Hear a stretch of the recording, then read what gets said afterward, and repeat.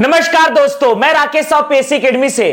आज हम छत्तीसगढ़ के उद्योग में डिस्कस करने जा रहे हैं मोहन जूट मिल। छत्तीसगढ़ का प्रथम तथा एकमात्र जूट वस्त्र उद्योग मोहन जूट मिल। ध्यान, यह हमारा है छत्तीसगढ़ राज्य।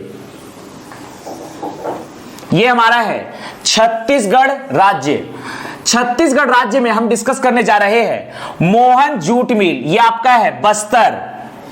मिडिल पोर्शन में पकड़ना है दुर्ग तथा रायपुर, बिलासपुर, सरगुजा, कांकेर, नारायणपुर, दंतेवाड़ा, सुकमा, बस्तर, कोंडागांव, कबीरधाम, राजनांदगांव, बेमेतरा, दुर्ग, बालोद, बलौदा बाजार, रायपुर, धमतरी, महासमुंद, गरियाबंद, मुंगेली, पेंड्रा, बिलासपुर।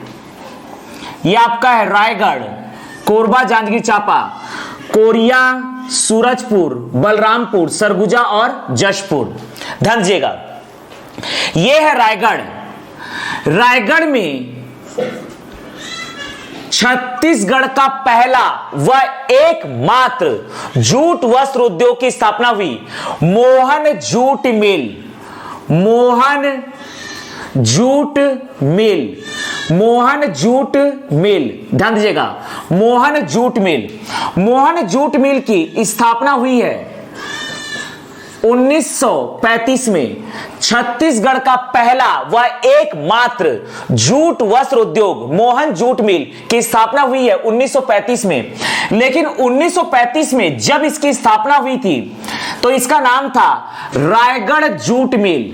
जब 1935 में इसकी स्थापना हुई थी तब इसका नाम था Raigarh jute mill. Raigarh jute mill, अर्थात इसका नामकरण किया गया बाद में मोहन जूट मिल। पश्चिम बंगाल की मोहन जूट मिल नामक जूट वस्त्र निर्माता कंपनी ने रायगढ़ जूट मिल का अधिग्रहण कर लिया और इसका नाम हो गया 1989 में रायगढ़ जूट मिल से मोहन जूट मिल। तब इसका नाम हो गया मोहन जूट मिल। कारण था मोहन जूट मिल के द्वारा पश्चिम बंगाल की जूट निर्माता कंपनी, जूट वस्त्र निर्माता कंपनी मोहन जूट मिल के द्वारा रायगढ़ जूट मिल का अधिग्रहण कर लिया गया, इसलिए इसका नाम हो गया 1989 में Mohan jute mill. Mohan jute mill, लेकिन यह बंद हो गया 1995 में। इसे बंद कर दिया गया, लेकिन इसे पुनः प्रारंभ किया गया है वर्ष 2015 से। वर्ष 2015 से इसे पुनः प्रारंभ किया गया है। वर्ष 2015 से इसे पुनः प्रारंभ किया गया है मोहन जूट मिल। इसकी स्थापना हुई है 1935 में। यह है छत्तीसगढ़ का प्रथम व एकमात्र, छत्तीसगढ़ का प्रथम व एकमात्र जूट वस्त्र उद्योग। जूट वस्त्र उद्योग, छत्तीसगढ़ का प्रथम व एकमात्र जूट वस्त्र उद्योग रायगढ़। यह पकड़ना है रायगढ़। रायगढ़ में स्थित है मोहन जूट मिल। इसकी स्थापना हुई थी 1935 में। जब इसकी स्थापना हुई थी तब इसका नाम था रायगढ़ जूट मिल। पश्चिम बंगाल की मोहन जूट मिल नामक जूट वस्त्र निर्माता कंपनी ने 1989 में इसका अधिग्रहण किया। तब 1989 में इसका नाम हो गया रायगढ़ जूट मिल से मोहन जूट मिल। 1995 को इसे बंद कर दिया गया था, लेकिन 2015 में इसे पुनः प्रारंभ किया गया है। छत्तीसगढ़ का प्रथम व एकमात्र जूट वस्त्र उद्योग है मोहन जूट मिल। इसके बाद अगला हम डिस्कस करने जा रहे हैं भिलाई स्टील प्लांट।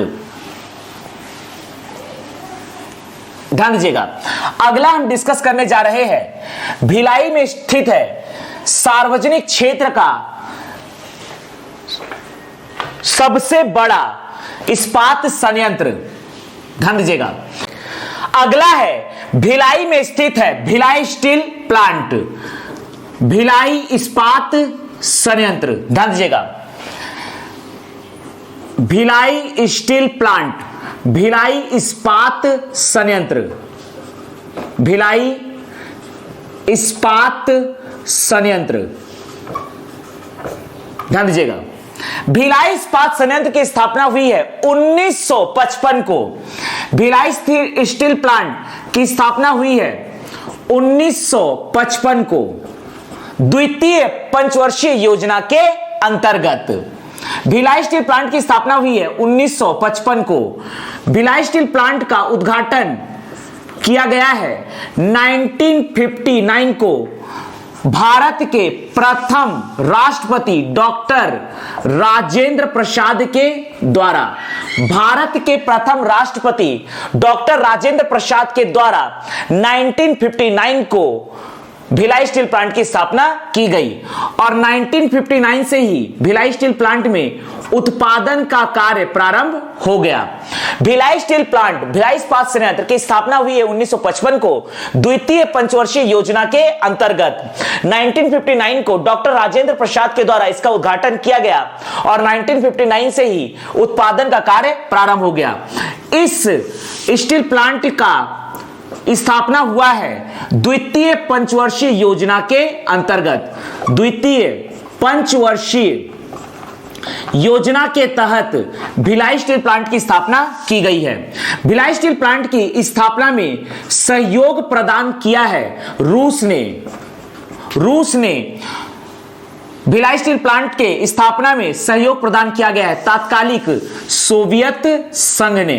तात्कालिक सोवियत संघ, आज के रूस ने 1955 में भिलाई स्टील प्लांट की स्थापना में अपना सहयोग प्रदान किया। ध्यान दीजिएगा, रूस तथा भारत की मित्रता का ही प्रतीक है मैत्री बाग। मैत्री बाग जो कि मैत्री बाग अर्थात मैत्री गार्डन जो कि भारत व रूस की मित्रता का प्रतीक है। मित्रता का प्रतीक है, भारत व रूस की मित्रता का प्रतीक है मैत्री बाग। भिलाई स्टील प्लांट आता है सेल के अधीन। भिलाई स्टील प्लांट सेल के अधीन एक स्टील प्लांट है। Steel authority of India limited के अधीन एक स्टील प्लांट है। यह सार्वजनिक क्षेत्र का स्टील प्लांट है। यह सार्वजनिक क्षेत्र का स्टील प्लांट है। भिलाई स्टील प्लांट सार्वजनिक क्षेत्र का स्टील प्लांट है। भिलाई स्टील प्लांट सार्वजनिक क्षेत्र का सबसे अधिक लाभ देने वाला स्टील प्लांट है। विशेष बात यह याद रखना है कि भिलाई स्टील प्लांट सार्वजनिक क्षेत्र का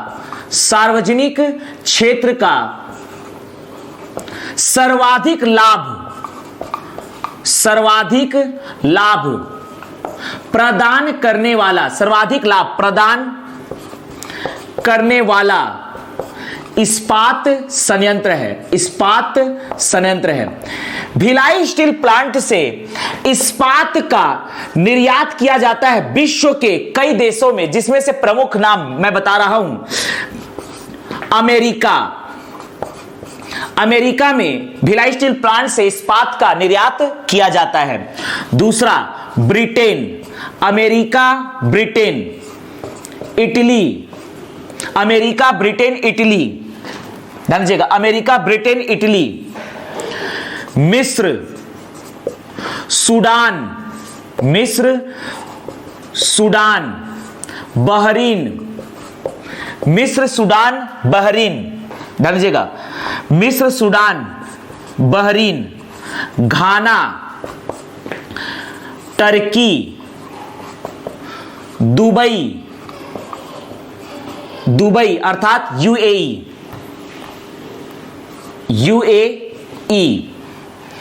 अमेरिका, ब्रिटेन, इटली, मिस्र, Sudan, Bahrain, Ghana, Turkey, UAE,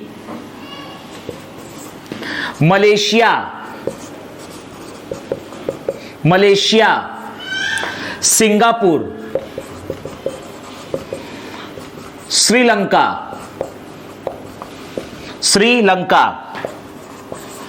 New Zealand, Japan, दक्षिण कोरिया, जापान, दक्षिण कोरिया, ईरान, इन सभी कंट्री में भिलाई स्टील प्लांट से इस्पात को भेजा जाता है, निर्यात किया जाता है।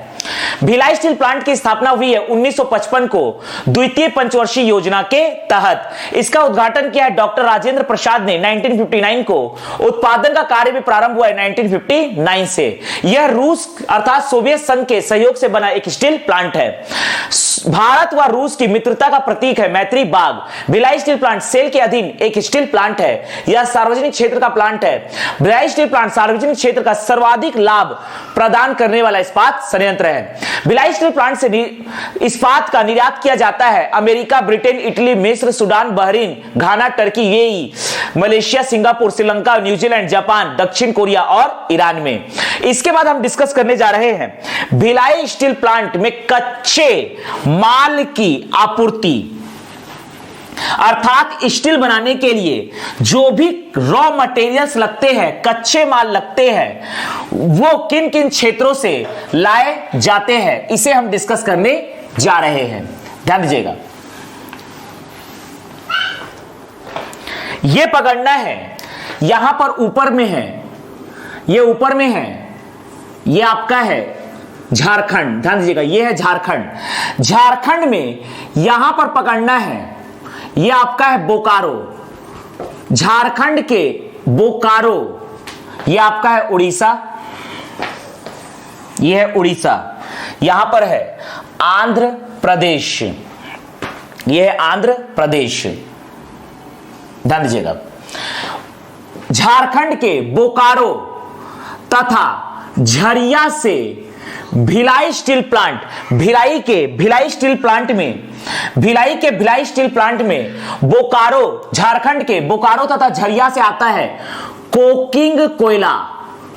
यहां से लाया जाता है कोकिंग कोयला, यह आता है कोकिंग कोयला।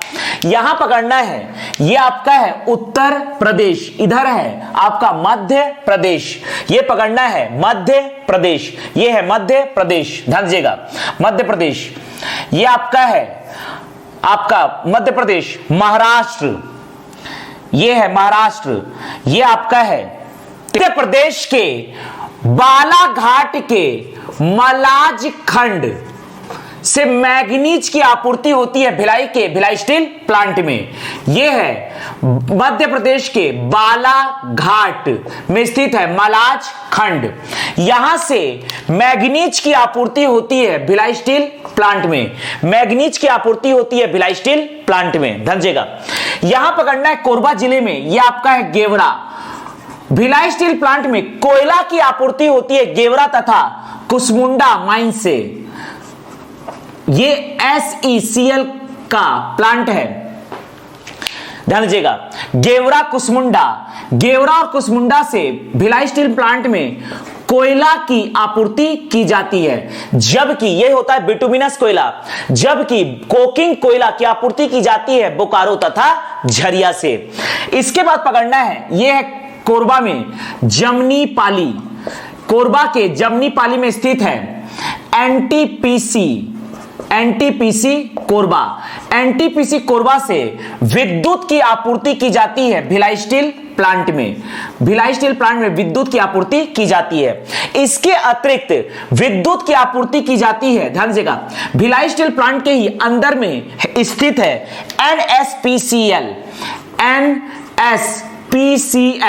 NSPCL NTPC SAIL power company limited. यहां से भी भिलाई स्टील प्लांट को विद्युत की आपूर्ति की जाती है। यह NSPCL भिलाई स्टील प्लांट के ही अंदर स्थित है। ध्यान दीजिएगा, अर्थात यहां पर NTPC और सेल के कोलैबोरेशन से बना हुआ है NSPCL। NTPC कोरबा तथा NSPCL से भिलाई स्टील प्लांट को विद्युत की आपूर्ति की जाती है। ध्यान दीजिएगा, यहां पर देखते हैं, ये आपका है नंदिनी खुंदनी माइंस, ये है आपका नंदिनी खुंदनी माइंस, दुर्ग जिले में ही स्थित है नंदिनी खुंदनी माइंस। नंदिनी खुंदनी माइंस दुर्ग जिले में स्थित है। नंदिनी खुंदनी माइंस, नंदिनी खुंदनी माइंस से भिलाई स्टील प्लांट को चूना पत्थर की आपूर्ति की जाती है, लाइमस्टोन की आपूर्ति की जाती है नंदिनी खुंदनी माइंस से। जबकि यहां पर बिलासपुर में हिर्री माइंस है। बिलासपुर के हिर्री माइंस से भिलाई स्टील प्लांट को डोलोमाइट की आपूर्ति की जाती है। डोलोमाइट की आपूर्ति की जाती है। डोलोमाइट की आपूर्ति की जाती है भिलाई स्टील प्लांट को हिर्री माइंस से। नंदिनी खुंदनी माइंस, दुर्ग जिले के नंदिनी खुंदनी माइंस से चूना पत्थर की आपूर्ति की जाती है। यहां पर यह है भिलाई स्टील प्लांट, भिलाई में स्थित है भिलाई स्टील प्लांट। यह है भिलाई में स्थित है भिलाई स्टील प्लांट। ध्यान दीजिएगा, यहां पर यह पकड़ना है दल्ली राजहरा। यह आपका है दल्ली राजहरा, दल्ली राजहरा तथा कांकेर के राव घाट से लौह अयस्क की आपूर्ति की जाती है।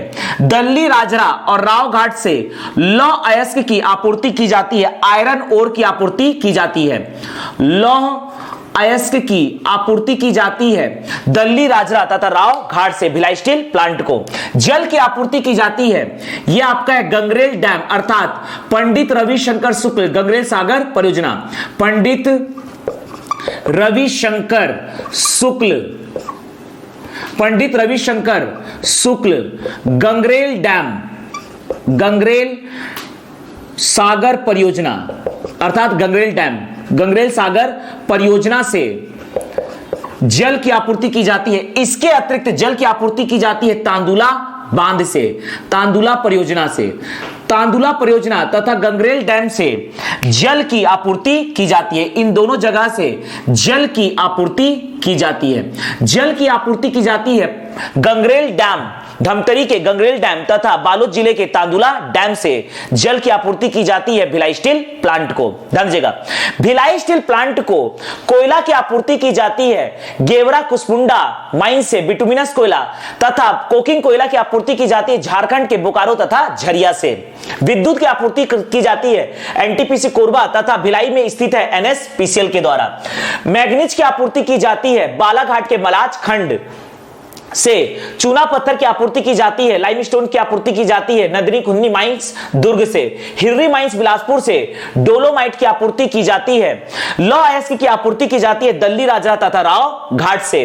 जल की आपूर्ति की जाती है पंडित रविशंकर शुक्ल गंगरेल सागर परियोजना, साथ ही साथ तांदुला डैम से, तांदुला डैम से। यहां पर ध्यान दीजिएगा, पंडित रविशंकर शुक्ल गंगरेल सागर परियोजना तथा तांदुला डैम से की जाती है जल की आपूर्ति। पंडित रविशंकर शुक्ल गंगरेल सागर परियोजना अर्थात गंगरेल डैम के ही आगे बनाया हुआ है रुद्री बैराज। रुद्री बैराज से नहर के माध्यम से भिलाई स्टील प्लांट में जल पहुंचता है। तो ये हमने डिस्कस किया भिलाई स्टील प्लांट में कच्चे माल की आपूर्ति। अगला हम डिस्कस करने जा रहे हैं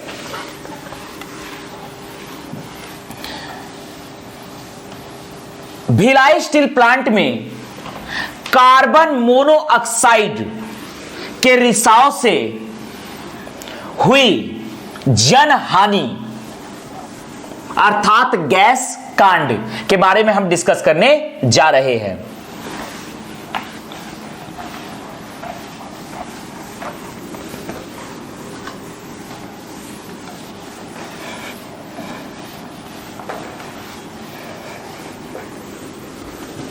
Bhilai steel plant gas, Bhilai इस्पात संयंत्र गैस कांड, यह हमारा है छत्तीसगढ़ राज्य। भिलाई इस्पात संयंत्र में हुए गैस कांड को हम डिस्कस करने जा रहे हैं। यह आपका है बस्तर, दुर्ग, रायपुर, बिलासपुर, सरगुजा, कांकेर, नारायणपुर, दंतेवाड़ा, सुकमा, बस्तर, कोंडागांव, कबीरधाम, राजनांदगांव, बेमेतरा, दुर्ग, बालोद, बलौदा बाजार, रायपुर, धमतरी, महासमुंद, गरियाबंद, मुंगेली, पेंड्रा, बिलासपुर, यह आपका है कोरबा, जांजगीर, चांपा, यहां पर है कोरिया, सूरजपुर, बलरामपुर, सरगुजा और जसपुर। ध्यान दीजिएगा, भिलाई में स्थित है भिलाई स्टील प्लांट। भिलाई में स्थित है Bhilai steel plant. Bhilai steel plant में 12 जून 2014 को कार्बन मोनोऑक्साइड के रिसाव के कारण जनहानि हुई, 6 लोग मारे गए तथा 51 लोग घायल हुए। इसे कहते हैं Bhilai steel plant. Bhilai steel plant gas कांड। भिलाई स्टील प्लांट गैस कांड। यह घटना घटा था 12 जून 2014 को। जिस गैस के कारण लोग मारे गए थे, जिस गैस के कारण लोग मारे गए थे, यह था कार्बन मोनोऑक्साइड। कार्बन मोनोऑक्साइड के रिसाव के कारण यहां पर 6 लोग मारे गए तथा 51 लोग घायल हुए। परिणाम स्वरूप कार्बन मोनोऑक्साइड का रिसाव हुआ, जिसके परिणाम स्वरूप 6 लोगों की मृत्यु व 51 लोग घायल हुए। इसी प्रकार से दूसरी बार यही घटना फिर हुई, जिसे कहते हैं भिलाई स्टील प्लांट गैस कांड। भिलाई स्टील प्लांट गैस कांड। दूसरी बार यही घटना फिर हुई 9 अक्टूबर 2018 को। फिर से कार्बन मोनोऑक्साइड गैस का रिसाव हुआ, कार्बन मोनोऑक्साइड गैस का रिसाव हुआ और इसमें परिणाम स्वरूप 6 लोगों की मृत्यु हुई। इसमें भी 6 लोगों की मृत्यु व 14 लोग घायल हुए। 6 लोगों की मृत्यु व 14 लोग घायल हुए 9 अक्टूबर 2018 को भिलाई स्टील प्लांट में हुआ है भिलाई स्टील प्लांट गैस कांड। भिलाई स्टील प्लांट गैस कांड पहला हुआ था 12 जून 2014 को, दूसरा हुआ है 9 अक्टूबर 2018 को।